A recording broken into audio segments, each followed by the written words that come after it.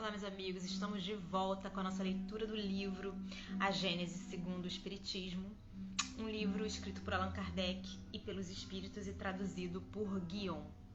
Hoje a gente vai refletir, nessa parte onde ele fala sobre a origem do bem e do mal, sobre se Deus é perfeito, por que ele criou o homem imperfeito, Por que o Deus permite um homem tão mau, um homem tão cruel? Por que será? Bom, colocando de volta na nossa leitura, a gente vai refletir sobre isso. Então, vamos lá. Entretanto, apesar de tudo que a gente disse no vídeo passado, no episódio passado, Deus, todo bondade, pôs o remédio ao lado do mal, isto é, faz que do próprio mal saia o bem. O momento chega em que o excesso do mal moral se torna intolerável e impõe ao homem a necessidade de mudar de vida. Instruído pela experiência, ele se sente compelido a procurar o bem, no bem, o remédio, sempre por efeito do seu livre-arbítrio. Quando toma melhor caminho, é por sua vontade e porque reconheceu os inconvenientes do outro. A necessidade, pois, o constrange a melhorar-se moralmente para ser mais feliz. Do mesmo modo que o constrangeu a melhorar as condições materiais da sua existência. E aí a gente pode retornar, ao item 5, para a gente relembrar do que foi falado. Bom, pode-se dizer que o mal é a ausência do bem, como o frio é a ausência do calor.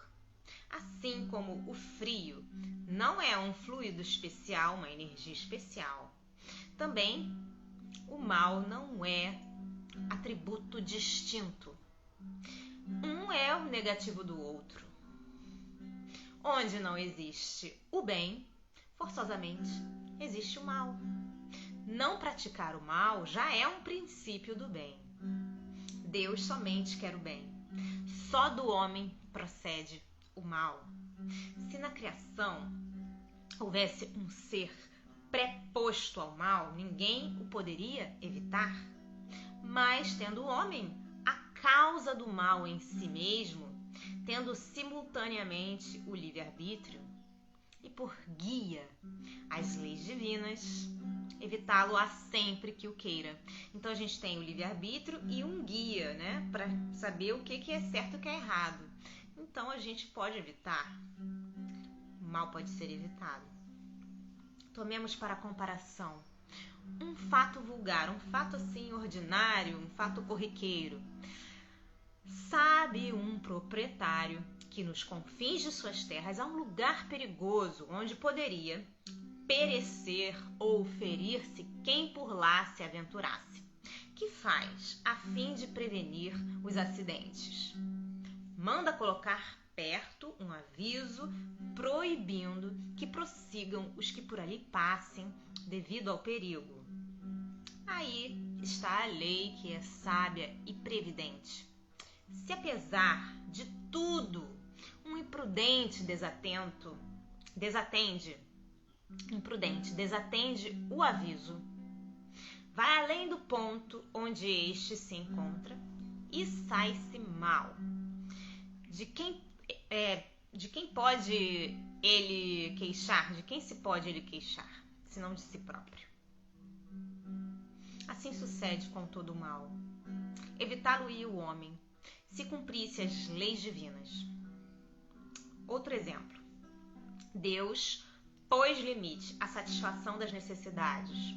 Por meio da saciedade, o homem é avisado desse limite. Se o ultrapassa, falo voluntariamente.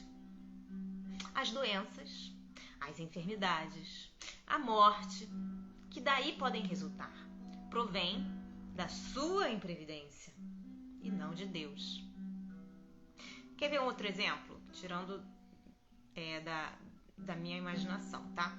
Você vai para a escola e seu professor te ensina a matéria, tá? Ele fala, olha, é assim, assim, assim. Agora cabe a você fazer o exercício para você lembrar da matéria, para você melhorar, né? E se tornar um aluno exemplar. Aí você não presta atenção no que o professor diz, não faz os exercícios. E aí chega o dia da prova e você se dá mal. É o professor que tem que ser o culpado das suas escolhas? Ou o professor não existe porque você não passou na prova? Bom, decorrendo o mal das imperfeições do homem e tendo sido este criado por Deus, dir-se-á, Deus não deixa de ter criado, senão o mal, pelo menos a causa do mal. Se houvesse criado perfeito o homem, o mal não existiria. Aí a gente volta à pergunta no início do nosso vídeo para a gente refletir, né? Se fora criado perfeito, o homem fatalmente penderia para o bem. Ora, em virtude do seu livre-arbítrio, ele não pende fatalmente para o bem nem para o mal. Quis Deus que ele ficasse sujeito à lei do progresso e que o progresso resulte do seu trabalho, a fim de que lhe pertença o fruto deste.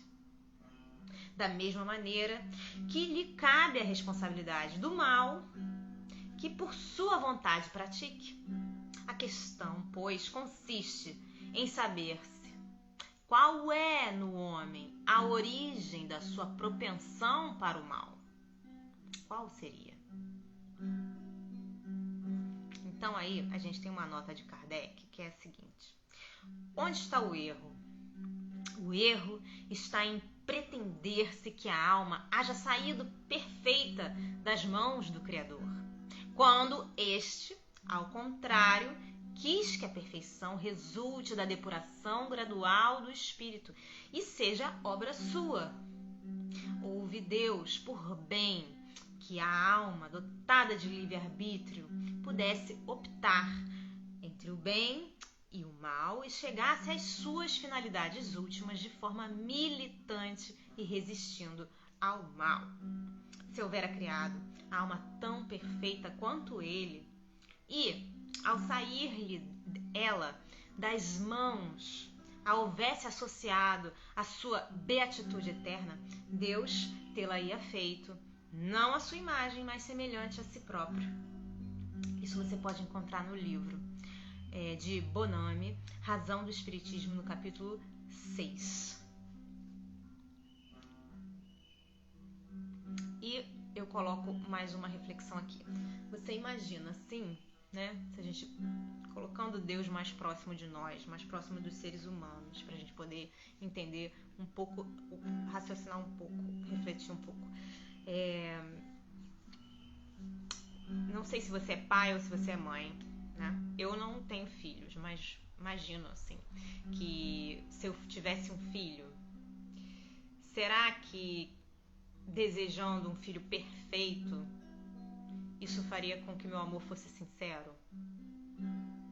Será que não seria um amor devido à minha projeção de perfeição?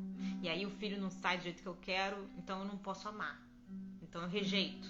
Será que isso seria verdadeiro? O que é perfeito? O que é ser perfeito? Dentro do que eu reflito a respeito da raça humana, nós já somos perfeitos. Deus nos fez perfeitos. Por quê? Isso é minha reflexão. Porque Ele nos deu todas as ferramentas para nos criarmos, para nos realizarmos, para fazermos de nós aquilo que a gente quer, que a gente se transforme. Não importa o lugar que a gente tenha nascido, tá? Tudo que a gente vê como obstáculo, na verdade, é um desafio. Então, quanto maior os desafios, melhor a gente se torna, né? Tudo depende de como a gente encara esse desafio, né? A gente pode encarar o desafio de forma negativa e aí a gente piorar. Mas se a gente encarar como se fosse uma forma positiva, né? A gente ultrapassa ele da maneira correta. E aí eu imagino assim, eu tenho um filho e esse filho nasceu do jeito que ele nasceu, eu vou amá-lo do jeito que ele é. Então, eu tenho certeza, né, dentro das minhas concepções, que Deus nos ama. Não importa se a gente é perfeito de acordo com o que o homem acha que a gente é perfeito ou não. Então, se você, né, não tem algo que a sociedade admira, Deus te admira da mesma forma que você é, do jeitinho que você é. Não importa o que você tenha para a sociedade, tenha trago para a sociedade. Deus te ama. Se você for a pior das criaturas ou a melhor das criaturas, Ele ama você da mesma maneira. Porque Ele criou você, então Ele te ama. Agora basta pra gente decidir o que a gente quer fazer da nossa vida. Isso está nas nossas mãos. O que a gente decidir, bem ou mal, Ele vai amar do mesmo jeito. Porque o bem e o mal, isso está nos nossos olhos, não nos olhos dele. Ele não vê da forma que a gente vê. A gente tem a visão limitada, então a gente coloca as coisas em bem e mal, né? Nessas duas categorias. E na verdade, o mal é uma expressão, é só uma forma de se expressar. A gente pode escolher qual é a forma que a gente se expressa. Se a gente se expressa com violência ou com doçura. Isso é uma forma de expressão. Não deixa de ser uma forma de expressão.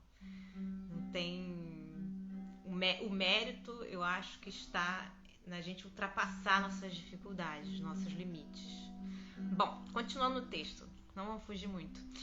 Estudando-se todas as paixões e mesmo todos os vícios, vê-se que as raízes de umas e outros se acham no instinto de conservação, instinto que se encontra em toda pujança nos animais e nos seres primitivos mais próximos da animalidade, nos quais ele exclusivamente domina, sem o contrapeso do senso moral, por não ter ainda o ser nascido para a vida intelectual.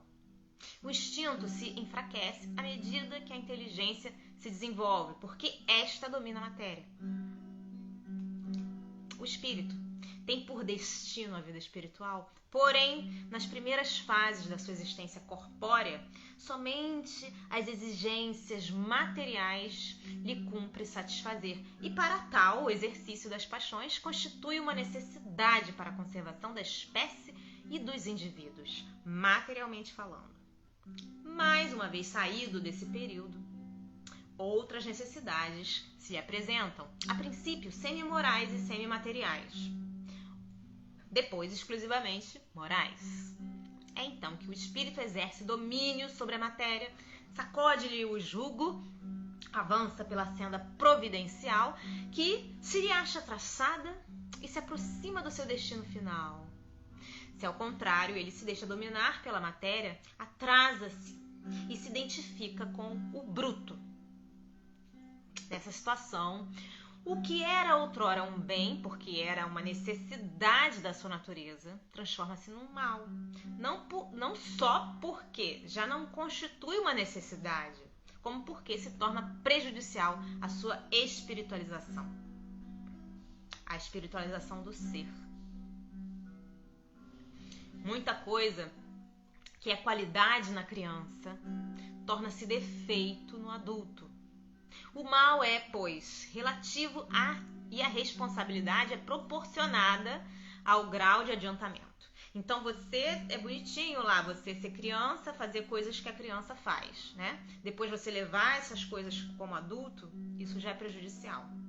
É essa a analogia aqui.